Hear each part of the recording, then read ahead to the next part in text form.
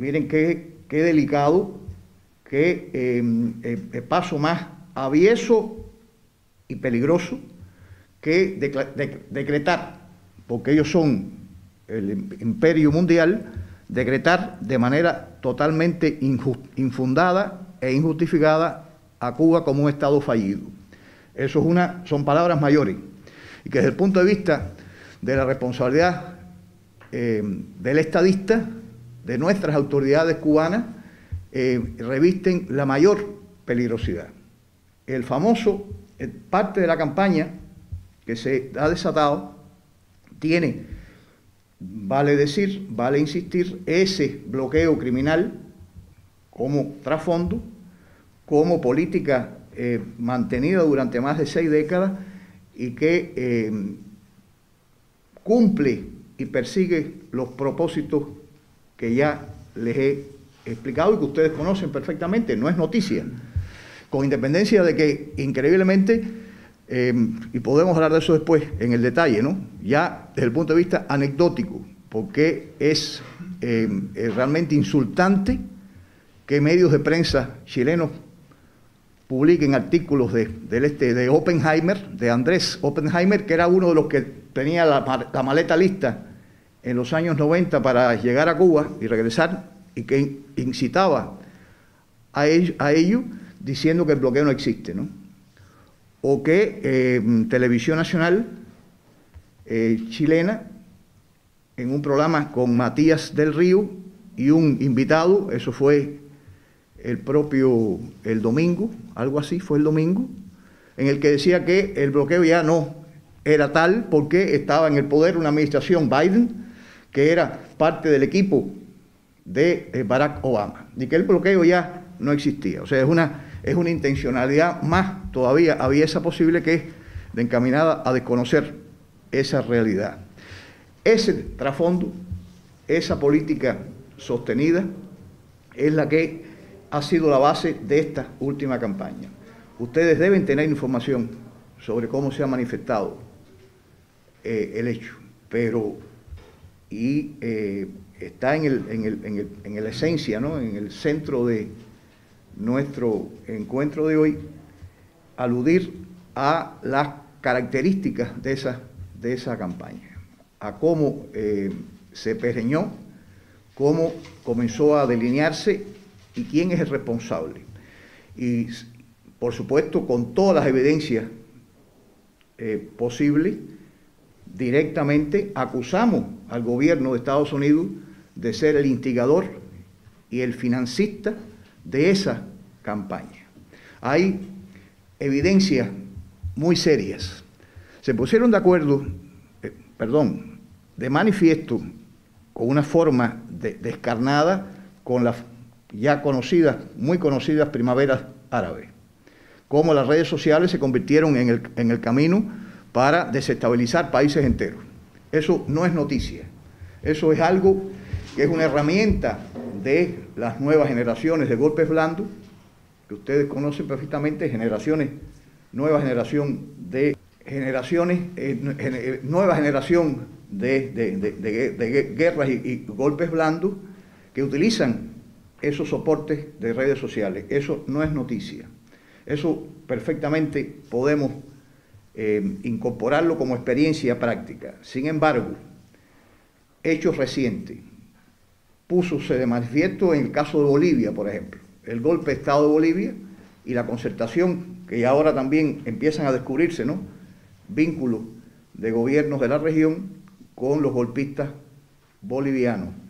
Pero en donde hay, y es el deseo, la intención, la necesidad de compartir con ustedes, donde hay una descarnada y brutal manifestación de esa intencionalidad y de esos recursos puestos en función de la campaña, como en apenas una semana se montó esta campaña contra Cuba.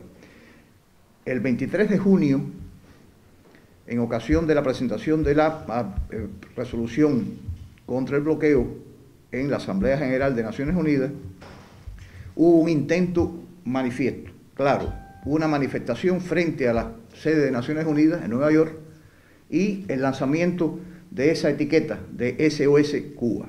Eso fue el 23 de junio. Sin embargo, ese intento fracasó. Ahí están los datos, en las páginas de Facebook, etcétera, que se originaron a partir de ese intento. Apenas había unas decenas de seguidores.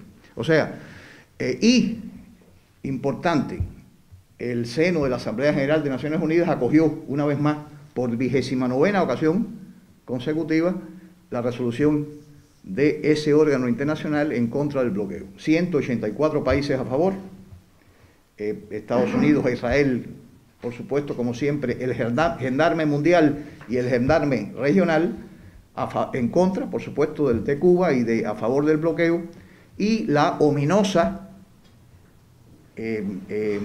vergonzosa abstención de los gobiernos de Brasil y Colombia. Por si eso fuera poco, o sea, lo más peligroso, y que concitaría y que debería generar la reacción unánime o mayoritaria en contra de tal peligro, esa campaña desatada e incrementada a partir del 1 de julio, y que, fíjense si fue global, que ese día, 1 de julio, se registra en Chile un sitio web, un Facebook y sitio de vocería por las víctimas del comunismo, acá, que es uno de los vehículos también que se han utilizado para lanzar también la campaña acá, en Chile, en contra de Cuba y de esta, su embajada. El 1 de julio se inscribió. Y ese ha sido un vehículo también para transmitir mensajería de este mismo tipo. Entonces, lo que realmente causa alarma, la más gravedad imaginable, es la capacidad con la que estos recursos tecnológicos, convenientemente financiados, por supuesto, porque sin duda son costosos, se montaron en la campaña y lanzaron esos ataques a Cuba, al punto de que esa etiqueta, SOS Cuba, se convirtió en tendencia mundial. O sea, era esa capacidad de reproducir miles de mensajes de manera simultánea, intensa, permanente, de los cuales el 60% fueron generados fuera de Cuba. Otro dato fundamental. Fuera de Cuba se generó la inmensa mayoría de esos mensajes que conformaron esta campaña. A estas declaraciones de partidos nacionales chilenos, como la Democracia Cristiana o el Partido Socialista, que mediante declaraciones muy apresuradas, como si estuvieran en dominio de la realidad de lo que estaba ocurriendo en Cuba, emitieron declaraciones, por supuesto, a tono con las esencias de la campaña. Y le hicieron el juego a la campaña y contribuyeron a que se crearan las condiciones que se crearon de agresión abierta a Cuba. La respuesta a ambos partidos está presente, ¿no? Nosotros las enviamos, por supuesto, a la mesa directiva del Partido Socialista y al Consejo Nacional de la Democracia Cristiana directamente. Y después se difundieron y son públicas las posiciones nuestras con respecto a esos partidos. Pero fíjense a dónde llega el influjo de la campaña, a dónde llega la aviesa intencionalidad de intensificar la presión y presentar los incidentes del 11 de julio en Cuba como manifestaciones masivas en contra de las autoridades y de la revolución cubana. Nada más ajeno a la realidad.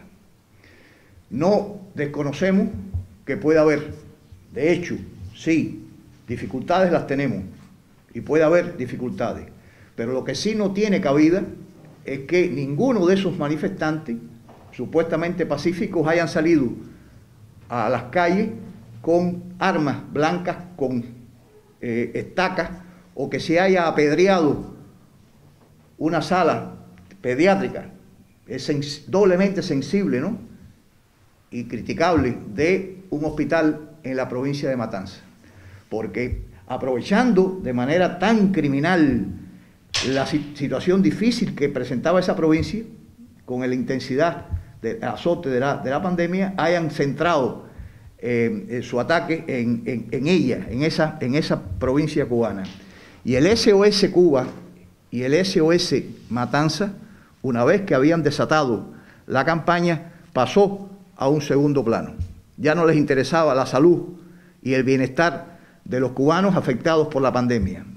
Era toda una pantalla, toda una manipulación, toda una utilización malsana, aviesa, tenebrosa de la situación que enfrentaba el país. Y por eso, por esa intencionalidad tan marcada y tan clara, es que acusamos al gobierno de Estados Unidos de ser el principal responsable de esos hechos. En Cuba hay normalidad. Y la normalidad vino directamente de la reacción de ese pueblo que algunos partidos chilenos y de otras partes, o de los propios instigadores y organizadores de la campaña, el propio presidente de Estados Unidos, pidiéndole a las autoridades cubanas que escucháramos al pueblo. Y el pueblo cubano se hizo escuchar e impuso su voluntad. Es la principal razón por la que en Cuba en estos momentos hay normalidad. O sea, una vez más les puedo asegurar que la campaña está derrotada, pero no liquidada.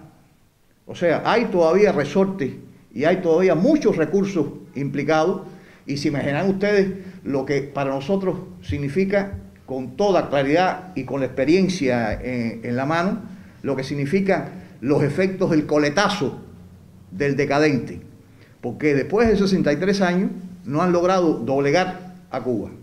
Eso tiene un precio, y ese coletazo criminal persistente lo vamos sufriendo y lo hemos estado sufriendo desde hace mucho tiempo, y no va a ser esta la excepción. Y por ende la imperiosa voluntad de denunciar, de acusar a los instigadores y responsables de la campaña, y al propio tiempo compartir con ustedes la realidad de la normalidad que existe en Cuba.